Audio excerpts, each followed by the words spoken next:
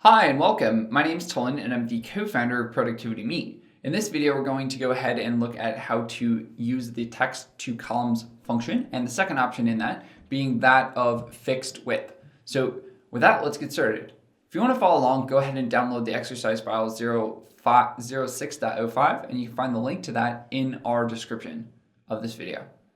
So in the previous video, we went ahead and we looked at the idea of using the text to columns function for a specific character. So say, for example, we were here, we went and we pasted it in this column here. We maybe even created a copy, pasted it in here, and then we went to data, we went to text to columns, and we went to delimited, and then first we separated it with a period. That clearly didn't work. So first we separated it with a period.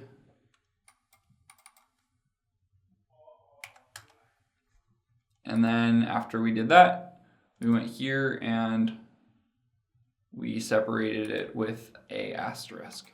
And so if this is new to you, or if you'd like to review this, you can go watch the previous video. But that allowed us to go ahead and separate the individuals' names so that we had Jack Walker, and then this was just extra stuff that we ended up deleting. Now, that was okay because there was essentially always going to be a period and an asterisk, so there was a specific symbol that we could use as a convention for splitting up their names.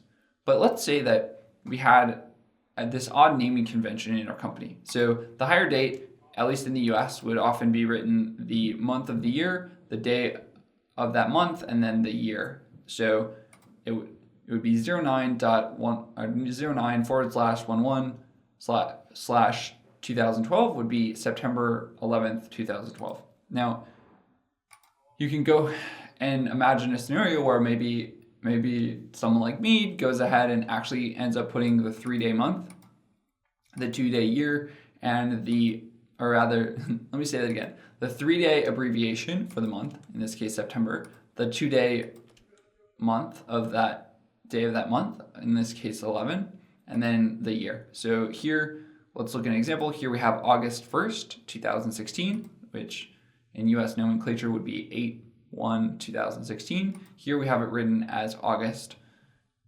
01 to 016. And if there were periods, we could go ahead and use the text to columns tool and then the delimited, but there are no punctuation marks that we can use in this case. There is, however, a solution. So we're going to go ahead and select this column and then copy it. We can go to fixed width V1. We'll paste it here in that first column, and then maybe we'll paste it here in the second column just so that we can have something to play with. So what we could do is we could go ahead and select that column as we have done here, go to text to columns and then fixed width. And because all of these months are three-letter abbreviations, we could count 3 characters and put a break there. And we verified, I guess we should have verified, that all of the days are 2 digits. So August 1st is 01, April 6th is 06, so it looks like these are all the same amount of characters. And there are specific functions that you could do to make this a little bit easier and check how many characters are in the entry, but we're not going to get into that. So again, we go to fixed width, and then we can say we want to break it at 3 characters and then break it after, I guess, 2 characters. Let's just do that again. Clearly I'm not precise enough. So we're going to go to fixed width. I wish we could zoom in.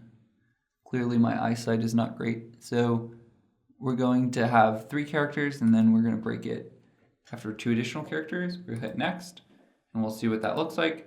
And essentially it's going to, this would be the month, this would be the day, and this would be the year.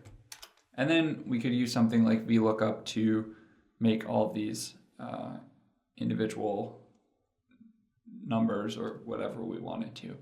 But in essence, we could, as we just did, use the text to columns fixed width and then we would break it after 3 characters and then an additional 2 characters. A second example of why you might want to use this would be, let's say that we had our employee reference sheet and there was something like a geocode. So maybe we have employees that work in different countries and the geocode was essentially their geographic location and then the year that they were hired. So let's say that Jack Walker works in the US and he was hired in 2012. So his geocode would be US 12.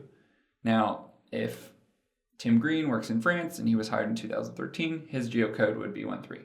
Now again, this is kind of an artificial example. I'm not sure that anyone would have a geocode, but if we wanted to use the text to columns tool and the fixed width function, we could.